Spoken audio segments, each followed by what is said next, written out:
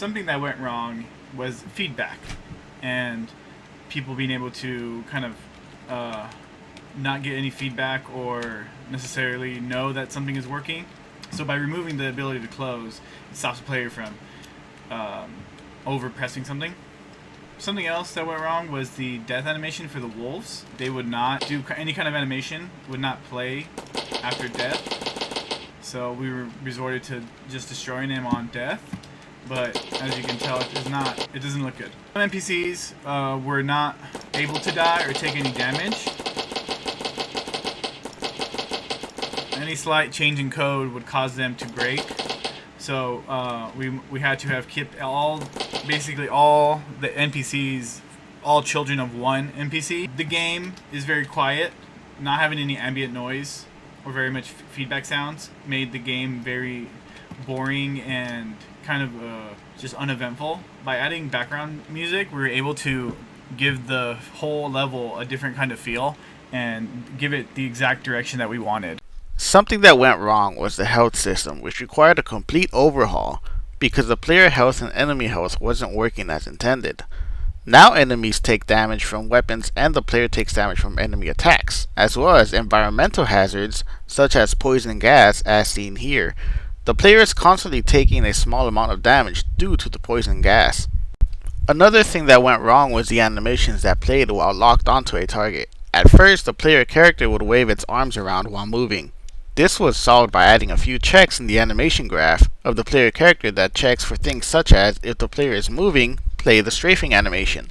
If the player isn't moving, play the idle animation.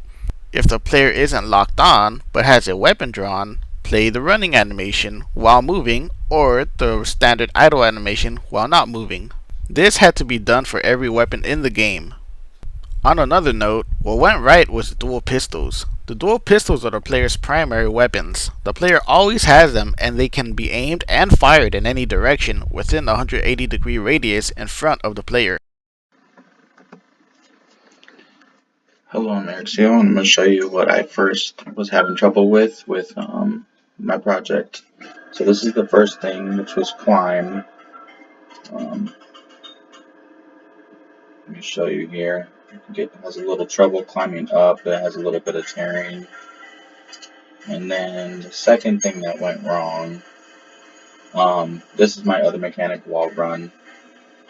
And with this one, it was negating fall damage. So what I did is I just added the fall damage to it. And then this kind of game is it's kind of like a Tomb Raider feel, the futuristic. And the main mechanics are obviously combat and parkour. And then it compares to Tomb Raider because it is the exploration, and also at the same time it's different at the same time because it's also a futuristic game.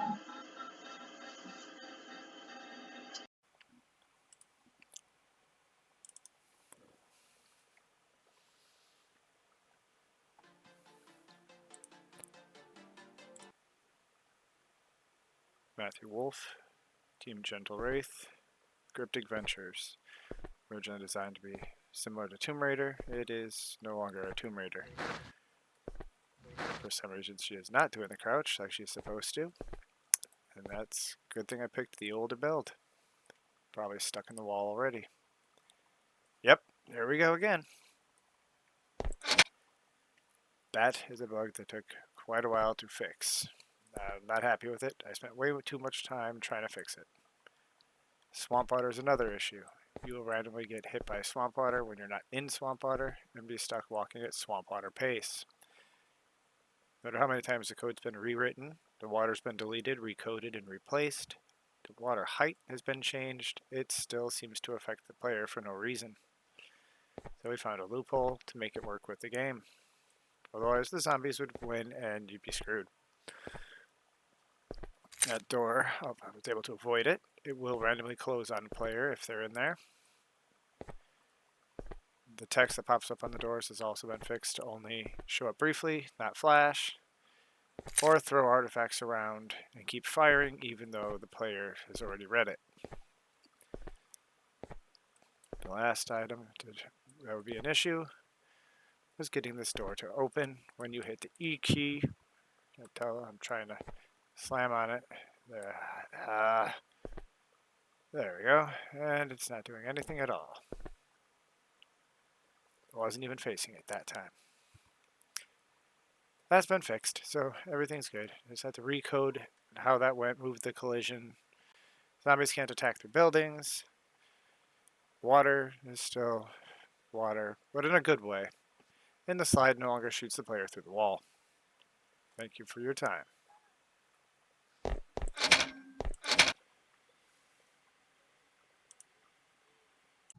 Alright.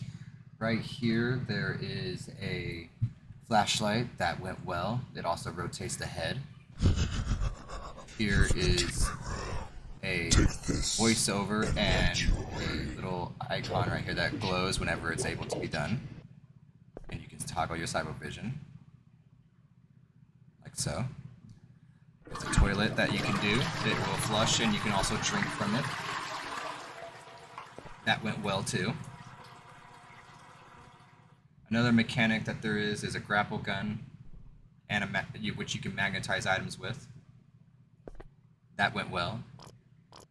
Here's a sound effect for blood squirting from the arm, and a drone with sound effects as well as it's following you. That went well. Those both went well as well.